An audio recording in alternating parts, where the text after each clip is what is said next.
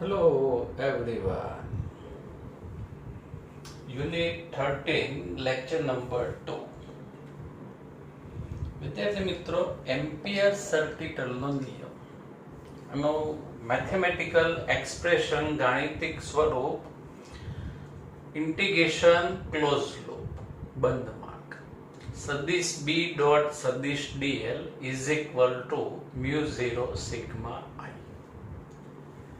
Statement: ચુંબકીય ક્ષેત્રમાં કોઈ બંધ માર્ગ પરનું ચુંબકીય પ્રેરણનું રેખા સંકલન એ બંધ માર્ગ વડે ઘેરાતા વિદ્યુત પ્રવાહોના કુલ બેઝિક સરવાળા અને મ્યુ 0 ના ગુણાકાર બરાબર હોય છે.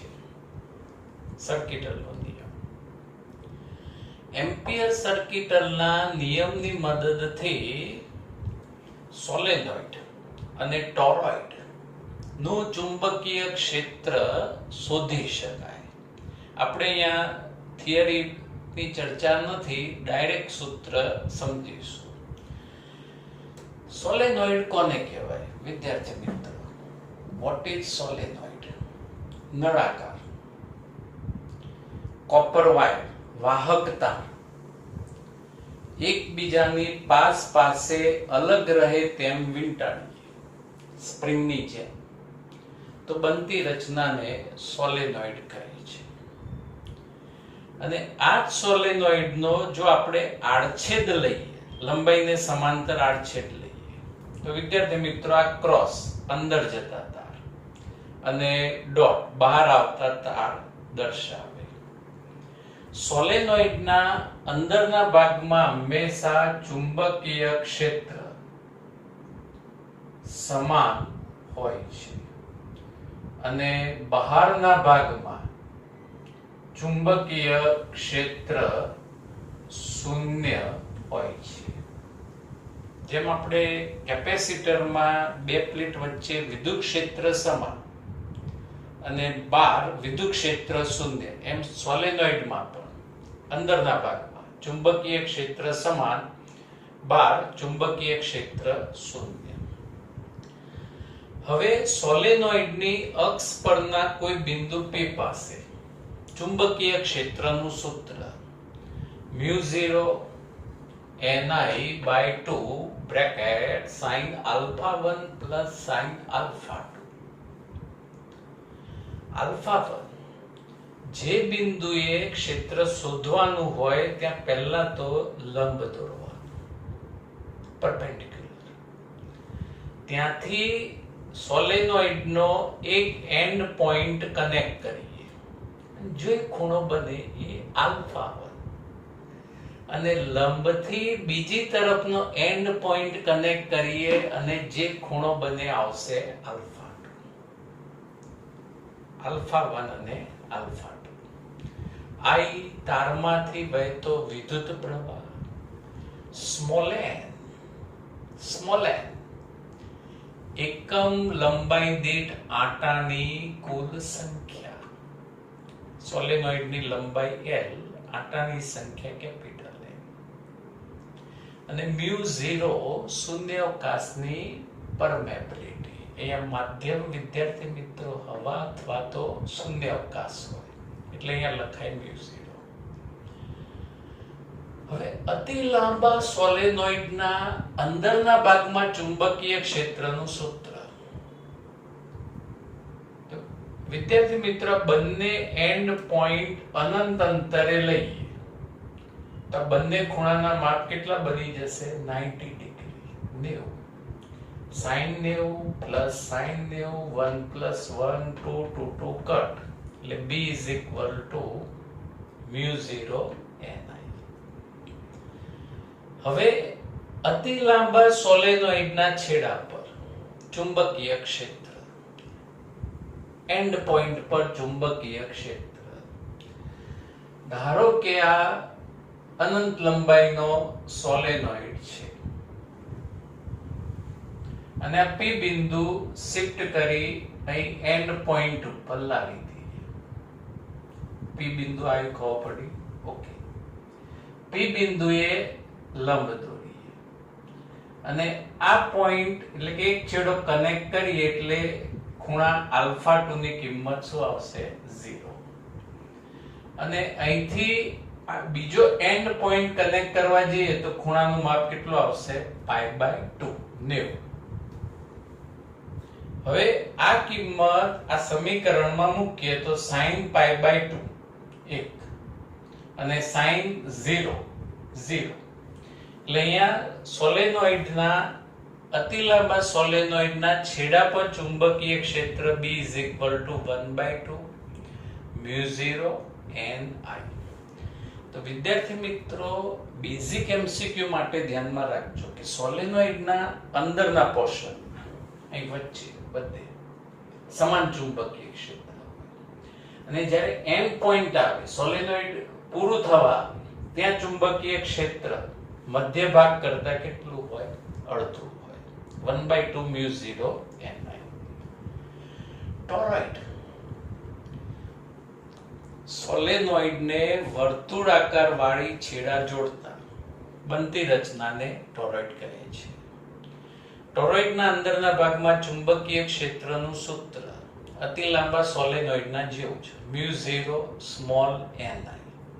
અહીંયા સ્મોલ n = એકમ લંબાઈ દીઠ આંટાની સંખ્યા. પણ વિદ્યાર્થી મિત્રો, ટોરોઇડ વર્તુળાકાર હોય એટલે લંબાઈની જગ્યાએ પરિઘ આવશે 2πr. કેપિટલ N કુલ આંટાની સંખ્યા. વિદ્યુત પ્રવાહધારિત ચાપના કેન્દ્ર પર ચુંબકીય ક્ષેત્રનું સૂત્ર. એમસીક્યુ ની અંદર મેક્સિમમ આનો ઉપયોગ થાય છે.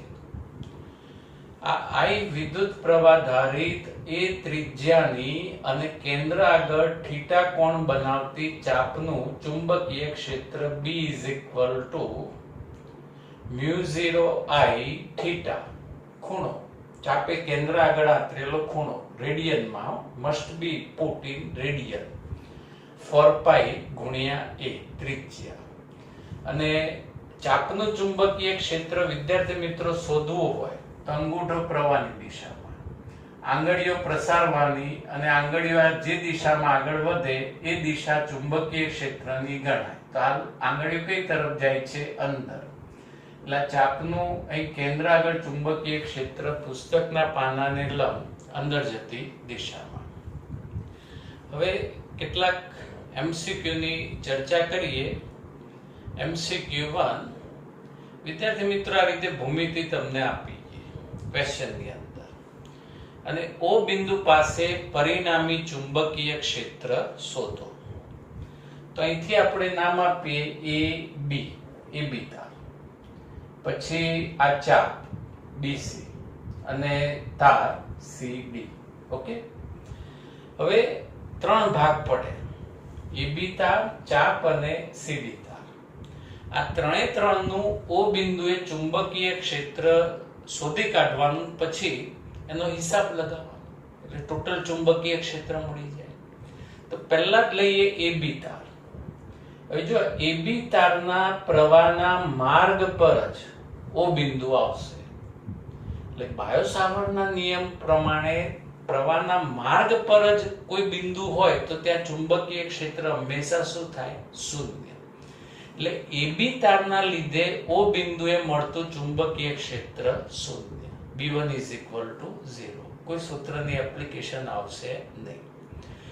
હવે ચાપ BC ના કારણે O પાસે મળતું ચુંબકીય ક્ષેત્ર.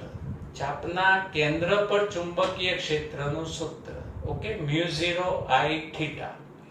θ = ચાપે કેન્દ્ર આગળ આંતરેલો ખૂણો 3π/2 270 રેડિયનમાં લખવાનું 3π/2 θ. 4π × a ત્રિજ્યા. અહીં ત્રિજ્યા = r ભૂમિતિ પ્રમાણે એટલે 4πr. ઓકે. અને અંગૂઠો પ્રવાહની દિશામાં રાખી આંગળીઓને પ્રસારી તો ચુંબકીય ક્ષેત્ર કઈ રીતે આવશે? પુસ્તકના પાનાને લંબ બહારની તરફ, બોર્ડને લંબ બહારની તરફ. અહીંયા પાઈ ની કિંમત વિદ્યાર્થી મિત્રો કેન્સલ થઈ શકે, પણ જે આપણને ઓપ્શન આપે એમાં પાઈ આપ્યું છે, એટલે હાલ કિંમત એમના એમ બધી જ રહેવા દો, કોઈ જ સાદુરૂપ આપવાનું નહીં. થીટાની કિંમત 3π/2 અને એની જગ્યાએ r, અને ચુંબકીય ક્ષેત્ર પુસ્તકના પાનાને લંબ બહારની તરફ. હવે સીડી તાર, હવે સીડી તારના લીધે O બિંદુએ ચુંબકીય ક્ષેત્ર. તો વિદ્યાર્થી મિત્રો લાસ્ટ લેક્ચરમાં આપણે અર્ધ અનંત લંબાઈના તારની વાત કરેલી. તો અર્ધ અનંત લંબાઈનો તાર એટલે એક છેડો આપણી પાસે હોય, એક છેડો આપણી પાસે હોય અને બીજો છેડો અનંત અંતરે હોય. આવા તારને કયો તાર કહેવાય? અર્ધ અનંત લંબાઈનો તાર. તો અર્ધ અનંત લંબાઈના તાર માટે ચુંબકીય ક્ષેત્રનું સૂત્ર, પરિમિત લંબાઈના તારના ચુંબકીય ક્ષેત્રનું સૂત્ર μ0I/4πy bracket sin θ1 plus sin θ2. θ1 એટલે જે બિંદુએ ચુંબકીય ક્ષેત્ર શોધવાનું છે ત્યાંથી તાર પર લંબ દોરો. ઓકે, તારનો એક એન્ડ પોઈન્ટ કનેક્ટ કર્યો તાર θ1 = 0, એક ખૂણાનું માપ 0, અને બીજો પોઈન્ટ, બીજો એન્ડ પોઈન્ટ આપણે કનેક્ટ કરવા જઈએ આ અનંત અંતરે છે, એટલે બીજા ખૂણાનું માપ બાળકો કેટલું આવશે? π/2. θ2 = π/2. તો અહીંયા sin 0 કિંમત 0, sin π/2 1, y = આ અંતર તારથી r એટલે μ0I/4πr. અને આના ચુંબકીય ક્ષેત્રની દિશા ગણીએ તો અંગૂઠો, આંગળીઓ કઈ દિશા આવશે? બોર્ડને લંબ બહારની તરફ.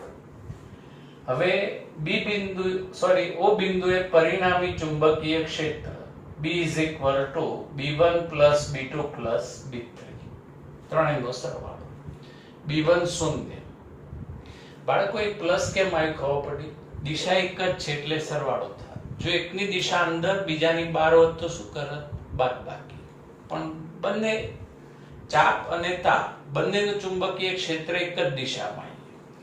હવે B2 = μ0I/3π 8πr. B3 ની કિંમત μ0I/4πr. શક્ય પદ સામાન્ય લઈ લો એટલે μ0I common, 4πr common, bracket આની જગ્યાએ આવશે 1 પ્લસ અને અહીંયા 3π/2. આ ઓપ્શન વિકલ્પ પ્રમાણે આન્સર થયો. ખ્યાલ આવી ગયો? Okay, second MCQ. આકૃતિમાં દર્શાવેલ પરિપથનું P બિંદુએ ચુંબકીય ક્ષેત્ર શોધો. આકૃતિમાં દર્શાવેલ પરિપથ વિદ્યાર્થી મિત્રો AB વાયર, પછી BC વાયર અને CD વાયર, એનું P બિંદુએ ચુંબકીય ક્ષેત્ર શોધો. તો અહીંયા વિદ્યાર્થી મિત્રો ત્રણ તાર થયા, AB, BC અને CD. પણ જો AB તારના પ્રવાહના માર્ગ પર જ P બિંદુ આવશે, કરેક્ટ? એટલે P બિંદુએ AB તારનું ચુંબકીય ક્ષેત્ર શોધ્યું. સેમ ટુ સેમ CD તારમાં પ્રવાહના માર્ગ પર જ P બિંદુ આવશે. P બિંદુએ ચુંબકીય ક્ષેત્ર શોધ્યું. તો AB અને CD તારના લીધે P બિંદુએ ચુંબકીય ક્ષેત્ર શૂન્ય થઈ ગયું. એટલે ત્રણમાંથી બે વાયર, બે તારનું P બિંદુએ ચુંબકીય ક્ષેત્ર શોધ્યું. હવે કયો તાર બાકી રહ્યો? ઓકે, BC તાર. હવે BC તાર પરિમિત લંબાઈનો તાર, એટલે ચુંબકીય ક્ષેત્રનું સૂત્ર μ0I/4πy bracket sin θ1 plus sin θ2. ખૂણાના માપ શોધવા પડશે. તો જે બિંદુએ ચુંબકીય ક્ષેત્ર શોધવાનું હોય ત્યાંથી તાર પર લંબ દોરવાનું. પણ વિદ્યાર્થી મિત્રો આમ થિયરી પ્રમાણે આ પરિમિત લંબાઈનો તાર, ધારો કે અહીંયા ચુંબકીય ક્ષેત્ર શોધવાનું હોય તો ત્યાંથી તાર પર આ રીતે લંબ દોરાય. પણ અહીંયા એવી સિચ્યુએશન પોસિબલ નથી, એટલે આપણે લંબ દોરી કાઢીએ. આ P બિંદુએથી આ રીતે લંબ દોરીએ. હવે જે લંબ દોરીએ ત્યાંથી તારનો એક છેડો જોઈન્ટ કરવાનો, એટલે ખૂણો θ1 બને. તો અહીંયા પણ આપણે કનેક્શન તો કરી જ દઈશું ગમે તેમ કરી. આ P બિંદુએથી આ C પોઈન્ટને કનેક્ટ કરીએ અને ભૂમિતિમાં જ અહીંયા ખૂણાનું માપ આપીએ 30. હવે થિયરીમાં આ P બિંદુએથી એક છેડો જોડીએ એટલે ખૂણો ડાબી બાજુ આવશે. પણ અહીંયા વિદ્યાર્થી મિત્રો ખૂણો જમણી સાઈડ, એટલે એક જ બાજુ બંને ખૂણા આવશે. એટલે જેને કારણે એક ખૂણાનું માપ આપણે કેવું લઈશું? માઈનસ લઈશું. આમ θ1 આ બાજુ હોત, ઉપર હોત તો +30 લખાય, પણ બંને ખૂણા વન સાઈડ આવશે, જેને કારણે θ1 ની કિંમત -30. અને આ જ લંબથી દોરેલા લંબથી B બિંદુ કનેક્ટ કરીએ એટલે અહીંયા ખૂણો આવશે 60 ડિગ્રી, જે ક્વેશ્ચન ની અંદર આપ્યું છે. એ +60 આવશે, કેમ કે આપણે દોરેલા લંબથી એક તરફનો ખૂણો θ1, બીજી તરફનો ખૂણો θ2, પણ બંને ખૂણા એક બાજુ હોય તો આવી સિચ્યુએશનમાં ધ્યાન રાખજો, એક ખૂણો કયો આવશે? માઈનસ આવશે. જો θ1 આ બાજુ હોય જમણી સાઈડ તો θ1 માઈનસ આવે, અને θ2 જો ડાબી સાઈડ હોત તો θ2 માઈનસ આવે. સમજાઈ ગયું? ફરી એકવાર સમજો. પહેલા તો જે બિંદુએ ક્ષેત્ર શોધવાનું છે ત્યાં લંબ દોરવાનું, પણ અહીંયા સિચ્યુએશન પ્રમાણે લંબ વાયર પર આવતો નથી, પણ લંબ આપણે દોરવો જ પડે. હવે એ લંબ અને વાયરનો એક એન્ડ પોઈન્ટ કનેક્ટ કરવાનો, એટલે ખૂણો θ1 આવે, પણ અહીં વન સાઈડ હોવાથી θ1 -30 આવશે. અને આ લંબથી જ બીજો એન્ડ પોઈન્ટ કનેક્ટ કરીએ એટલે θ2 જે 60 ડિગ્રી આવશે. હવે સૂત્રમાં બધી કિંમત મૂકી દઈએ. μ0I 4π આ તારથી P બિંદુનું લંબ અંતર y ભૂમિતિમાં આપ્યું એટલે આપણે કોઈ ચેન્જ કરવાનું નથી. 4π y sin -30 sin 60. sin -30 ની કિંમત -1/2 અને sin 60 √3/2 μ0I 4π y. આ વિકલ્પ પ્રમાણે આપણો રાઈટ આન્સર થયો. Next MCQ. આકૃતિમાં દર્શાવેલ પરિપથમાં O બિંદુ પાસે પરિણામી ચુંબકીય ક્ષેત્ર શોધો. વિદ્યાર્થી મિત્રો, આવા કોઈ પણ MCQ માં આ રીતના પહેલા તો તમારે જ્યાં વળાંક આવે એ દરેકના ભાગ એટલે કે નંબર આપવાના. અહીંયા ચાપ આવશે 1, વળાંક તાર 2, અહીંયા ચાપ 3 અને અહીંયા આવશે ચાપ 4. હવે I વિદ્યુત પ્રવાહ રીતે વહે છે અને દરેકનું O બિંદુ પાસે પરિણામી ચુંબકીય ક્ષેત્ર આપણે શોધવાનું છે. તો આવા કોઈ પણ MCQ નો સ્ટેપ નંબર 1 શું આવશે કે પહેલા તો પરિપથના ભાગ પાડવા. ભાગ 1, 2, 3 અને 4. હવે દરેક ભાગનું O બિંદુએ ચુંબકીય ક્ષેત્રનું સૂત્ર વિચારવાનું. તો અહીંયા વિદ્યાર્થી મિત્રો જો આ તાર 2 પ્રવાહના માર્ગ પર જ O બિંદુ આવશે અને તાર 4 એમાંથી પ્રવાહના માર્ગ પર જ O બિંદુ આવશે. એટલે તાર 2 અને 4 નો O બિંદુએ ચુંબકીય ક્ષેત્ર શોધ્યા. એટલે 4 માંથી 2 ભાગનું O બિંદુએ ચુંબકીય ક્ષેત્ર શું થઈ ગયું? શોધ્યા. હવે રહ્યા 2 ભાગ. ચાપનો કેન્દ્ર આગળ ચુંબકીય ક્ષેત્ર, એટલે ચાપ 1 માટે કેન્દ્ર પરના ચુંબકીય ક્ષેત્રનું સૂત્ર μ0 I θ 4π ગુણ્યા ત્રિજ્યા. ઓકે. B1 ચાપ 1 માટે μ0 I ખૂણાનું રેડિયનમાં ભૂમિતિ પરથી ખ્યાલ આવશે 3π/2, θ ની જગ્યાએ 3π/2. 4 પાઈ ત્રિજ્યા એ આપી છે એટલે એના એ એમ ના એમ, અને અંગૂઠો પ્રવાહની દિશામાં રાખી આંગળીઓ પ્રસારીએ તો ચુંબકીય ક્ષેત્ર પુસ્તકના પાનાને લંબ અંદર જતી દિશામાં. પાઈ પાઈ કેન્સલ કરી શકાય. હવે ચાપ 3 નું કેન્દ્ર પર ચુંબકીય ક્ષેત્ર μ0I, ખૂણાનું માપ કેટલું આવશે બાળકો 90 પાઈ બાય 2. 4 પાઈ ત્રિજ્યા આવશે b, પાઈ કેન્સલ એટલે μ0I 8b. અહીંયા પણ અંગૂઠો પ્રવાહની દિશામાં આંગળીઓ પ્રસારીએ ચુંબકીય ક્ષેત્ર અંદરની તરફ. હવે બંને પ્રવાહના O બિંદુએ ચુંબકીય ક્ષેત્રની દિશા એક જ થઈ, અંદરની તરફ. એટલે પરિણામી ચુંબકીય ક્ષેત્ર B1 B3. B1 3 μ0I upon 8a plus B3 μ0I upon 8b. શક્ય પદ સામાન્ય લઈ લો, ઓપ્શન પ્રમાણે જવાબ. Next MCQ. આકૃતિમાં દર્શાવેલ પરિપથનો O બિંદુએ પરિણામી ચુંબકીય ક્ષેત્ર શોધો. O બિંદુએ પરિણામી ચુંબકીય ક્ષેત્ર શોધો. સ્ટેપ 1, પરિપથના ભાગ પાડવાના 1 2 3 અને 4. હવે એકનો O બિંદુએ ચુંબકીય ક્ષેત્ર, તો એકના પ્રવાહના માર્ગ પર જ O બિંદુ. 3 માં પણ એવી જ સિચ્યુએશન, માર્ગ પર જ O બિંદુ. એટલે 1 અને 3 નો O બિંદુ પાસે ચુંબકીય ક્ષેત્ર 0 છે. હવે ચાપ 2 અને આ 4, આનો O બિંદુએ ચુંબકીય ક્ષેત્ર શોધવા. તો ચાપ 2 માટે સૂત્ર μ0I થીટા 4 પાઈ ગુણ્યા ત્રિજ્યા. વિદ્યાર્થી મિત્રો, આ કઈ ચાપ કહેવાય? અર્ધવર્તુળાકાર. તો અર્ધવર્તુળાકાર ચાપનો કેન્દ્ર આગળ આંતરેલો ખૂણો કેટલો આવશે? પાઈ 180.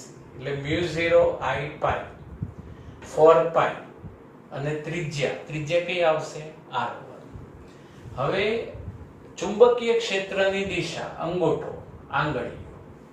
તો આ R1 ત્રિજ્યાની જે ચાપ રહી એનું O બિંદુએ ચુંબકીય ક્ષેત્ર પુસ્તકના પાનાને લંબ અંદર જતી દિશામાં.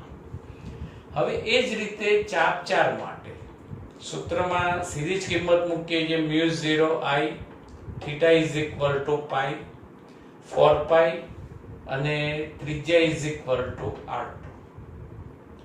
પાઈ પાઈ કેન્સલ કરી શકાય. ચુંબકીય ક્ષેત્રની દિશા નક્કી કરી દઈએ. અંગૂઠો પ્રવાહની દિશામાં આંગળીઓ પ્રસારીશું એટલે આ R2 ત્રિજ્યાની જે અર્ધવર્તુળાકાર ચાપ રહે એનું ચુંબકીય ક્ષેત્ર પુસ્તકના પાનાને લંબ બહાર આવતી દિશામાં આવશે. સમજાયું કે નહીં? હવે પરિણામી ચુંબકીય ક્ષેત્ર એટલે એકની દિશા અંદર, એકની દિશા બહાર, એટલે બાદબાકી. પણ કઈ કિંમત પહેલા લખવી એ નક્કી કરીએ. તો જે ચુંબકીય ક્ષેત્રનું મૂલ્ય વધુ હોય એની કિંમત પહેલા. તો અહીંયા તમે કમ્પેરિઝન આ રીતે વિચારી શકો છો. B2 પાઈ કેન્સલ કરીએ તો μ0I upon 4R1. ઓકે, અને અહીંયા પાઈ કેન્સલ કરીએ એટલે μ0I upon 4R2. ચાલો તમે નક્કી કરો કે કયું ચુંબકીય ક્ષેત્ર વધુ આવશે. μ0 સરખા, I સરખા, 4 સરખા. ત્રિજ્યા પરથી નક્કી થશે. જેની ત્રિજ્યા ઓછી એનું ચુંબકીય ક્ષેત્ર વધારે. સૂત્રના વ્યસ્ત પ્રમાણતાનો સંબંધ છે. એટલે R1 ઓછા એટલે અહીંયા B2 વધુ આવશે. એટલે અહીંયા B2 greater than B4. અને પરિણામી ચુંબકીય ક્ષેત્ર B2 minus B4. અને B2 કિંમત આવશે μ0I upon 4R1. અને B4 μ0I upon 4R2. શક્ય પદ સામાન્ય. μ0I upon 4 સામાન્ય બ્રેકેટ 1/r1 minus 1/r2 અને વધુ ચુંબકીય ક્ષેત્ર B2 જે અંદરની તરફ છે એટલે પરિણામી ચુંબકીય ક્ષેત્રની દિશા પણ કેવી રીતે મળશે પુસ્તકના પાનાને લંબ અંદર જતી દિશામાં. Okay, thank you, have a nice day.